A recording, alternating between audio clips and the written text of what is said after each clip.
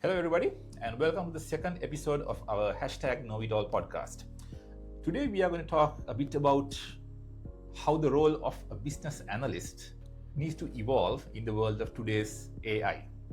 And joining me today is Uvini, who is a senior business analyst here at Zone 24/7. And as of today morning, Uvini is still employed at Zone. She still has a job, but we are going to find out how long that might be for. So, Uvini, how scared are you right now as a business analyst that AI is coming for your job? Okay, so a great question to start off the podcast actually. So I would say I'm actually excited.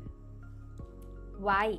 So to answer to your question, why I'm excited is I'm looking into ways how to enhance my things or how to get the things that I do on a daily basis at a more efficient rate, right?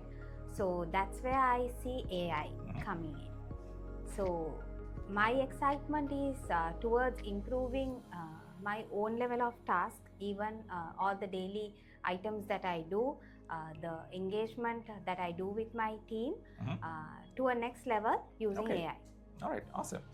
So yes, so if you guys are thinking this is going to be another rant about how AI is taking our jobs, hopefully we can do a bit better than that. I want to start off by, first of all, depending on how experienced you folks are with the role of the modern BA in today's software development industry, perhaps we can start off with a quick discussion about the role of BA today without AI and how it has sort of evolved from a traditional role into a more product owner-esque role, which is more involved with other teams. Shall you talk a bit about that first? Yeah, sure. So initially how a BA started off their job role was basically gathering requirements, going through requirements engineering process actually. So right now it's more evolved into a level, as you mentioned, to be a product owner, a product manager, and to drive the whole process within the delivery cycle. So you as a project manager basically get to visit all the actions of the delivery life cycle, where we get to define what to be delivered, right? So that's the amazing part of it when we work together. So likewise, now BA is more into value delivery, focusing on value delivery, finding not only the problems but the opportunities that we can work on, and trying to come up with newer solutions rather than waiting for a problem to come up actually. Okay, that's great to hear. So let's bring in AI into the conversation. So whenever the topic involves AI and how it will affect our jobs in the industry, there are several ways which I believe you can look at it. Without a doubt, there are certain aspects of anyone's role which AI can do easily, which it can take away from your role. There are also things that being a human, that's unique to being a human, and stuff that we can do that AI can't take away. And somewhere in the middle, there'll be an array of functionalities or features of your role which we can enhance with AI and do better and allow us to focus on other more strategic aspects of our role. So let's talk a bit about that. Starting off with the first block of what I mentioned. What are areas in the role of a BA that you believe that AI can either take away from us or do easily? Okay, so we all know that BAs do a lot of documentation, right? So why not get help? So we can start off with that. So AI actually can help us in our documentation and even scope management, backlog management, and similar items. But where we need the real human touch is verifying everything, because AI actually cannot map the gap between the real need of the end customer or the stakeholders, considering what we actually have to deliver to meet that need. So not about the requirement, but the real need will always be verified by the BA. So mapping that need and the requirement, yes, you will be able to get help on the requirement with AI. You can get your documentation done, or you can get help on the diagrams, documents, wireframes, UIs.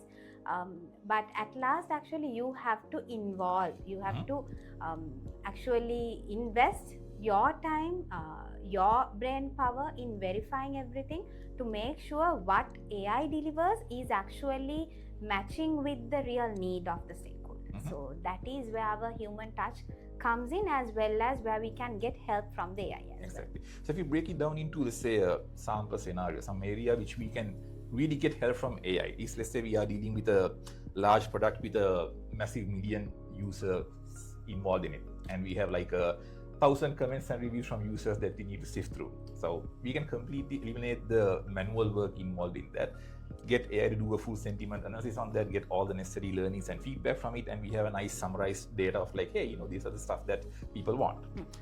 But that sentiment, as you mentioned, has to still go through that human verification by your VA who can really empathize with the customer, who can empathize with the users, and can really make the connection between the data we have and the need of the customer and the user. That's where you see the value coming in, right? Yes, exactly. All right, that's great. Okay, let's also talk a little bit about maybe perhaps the new kid on the block, that's agentic AI. Now, for users who may not be familiar with the term, and agentic AI is something that goes a bit beyond the traditional ChatGPT-esque AI where you just ask a question and it answers. And agentic AI is basically an AI who acts as an agent who can make decisions and take actions on your behalf, just like a sort of a simulated real person would. So it's very much of an evolving landscape, but there are, for example, companies who are starting to offer agentic AIs as people you can hire. So essentially, you may at some point have a team of hired digital agents who are agentic AIs to do all the work of your team. And this would play into the software industry a lot. There are already talks of SEs or software engineers being taken as agentic AIs, BAs and QAs and all those aspects as well.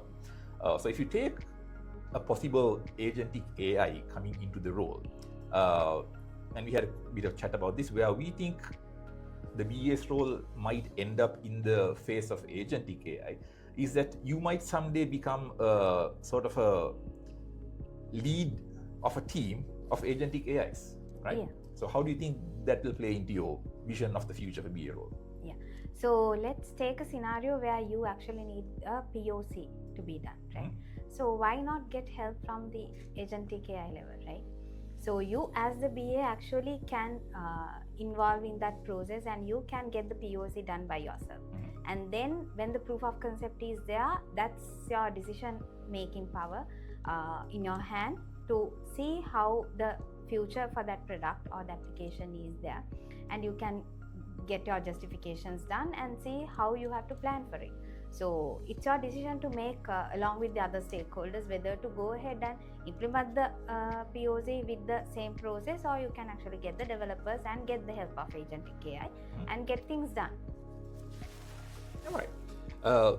The other interesting aspect of AIs, and especially agentic AIs, is that it can simulate the other side of the table. Like from our end, if you're working at a company who's working with a client, we can get agents to simulate people like QAs or BAs or SEs on our side.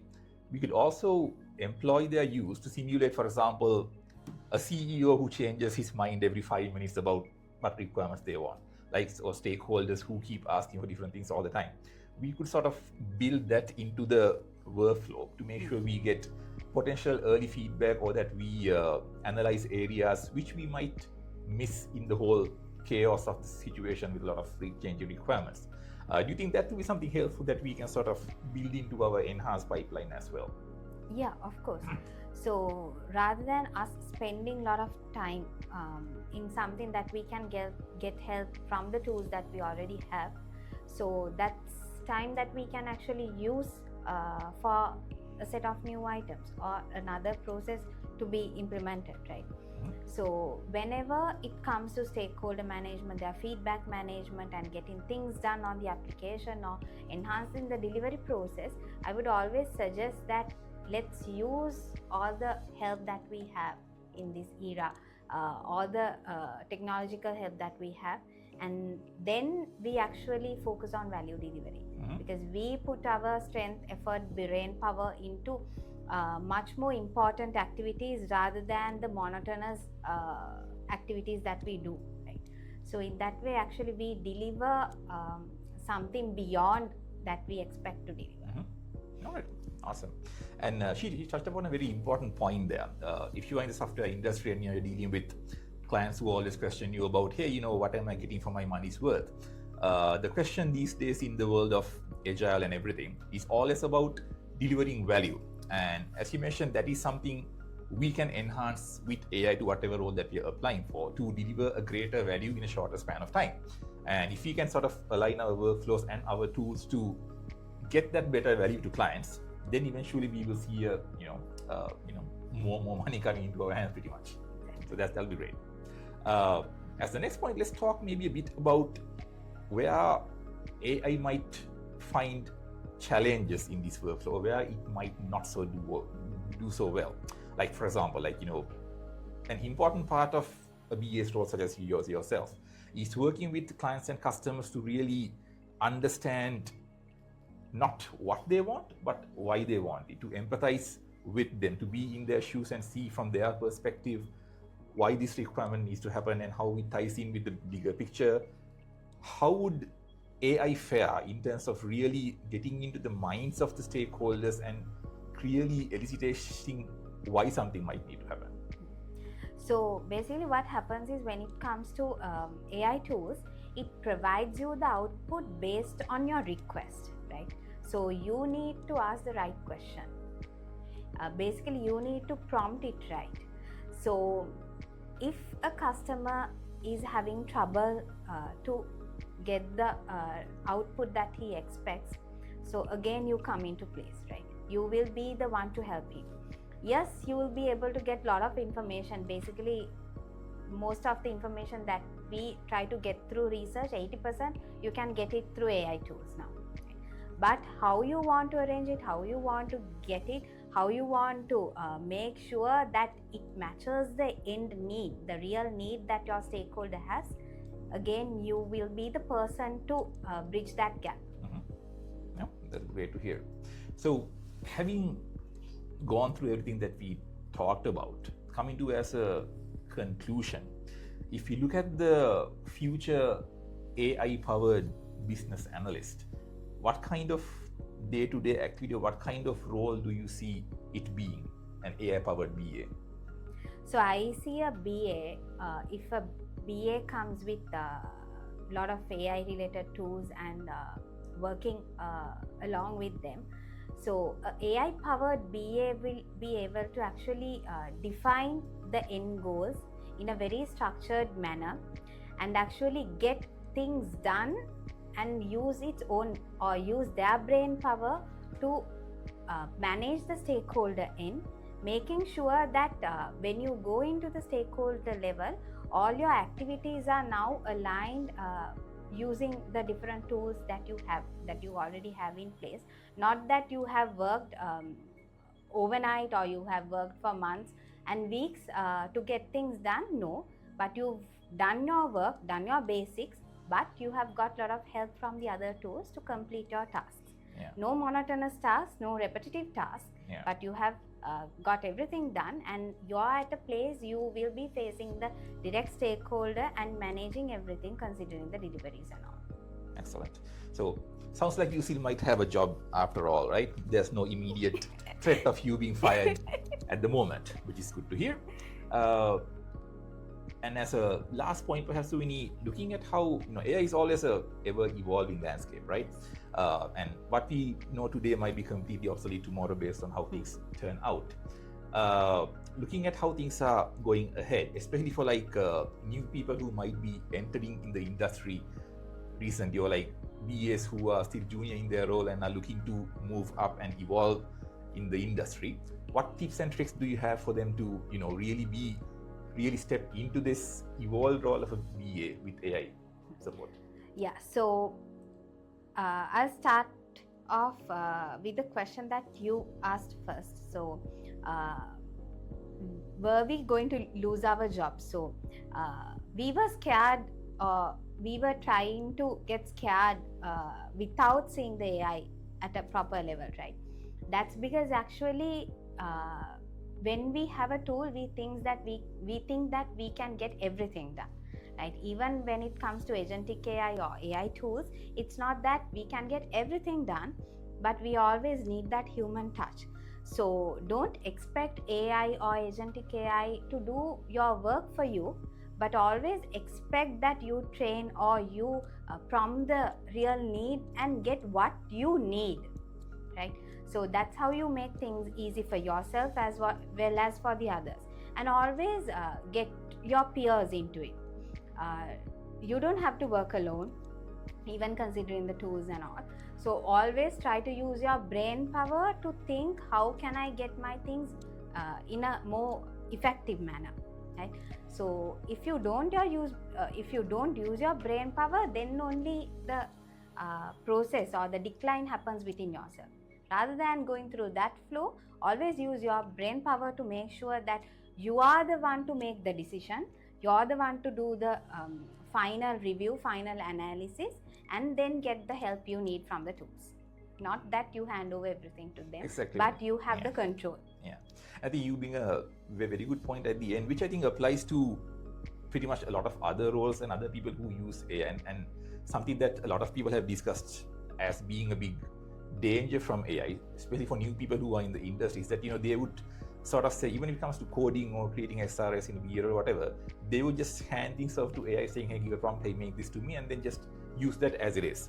And that's the real danger, where we see of either of that not being a quality product which is unverified, as well as for the learning of the person itself, which is taking a hit, right? You are not going through the process of really understanding what needs to be done, why it needs to be done. You are pretty much just sort of getting someone else to do your work for you. Yes. And that's what we want to avoid. But sounds like as long as we avoid that and we embrace these tools as being an inevitable part of our role, we can use them to create greater efficiencies in what we do. We can use it to do things that we were not be able to do earlier, such as analyzing large amounts of data or whatever. And in the end, we can get help to do those kinds of areas in our role and help us focus on a more strategic and value-adding role, right? And hopefully that will be the value-added, enhanced, AI-powered BA in the future. It will have to wait and see. So, hope you folks enjoy that discussion. And if you are a BA who's listening to this, sounds like you may not lose your job just yet. And hopefully we gave you a few tips of how you can keep your job for a bit longer as well. And that's all from us for the moment, and we see you next time.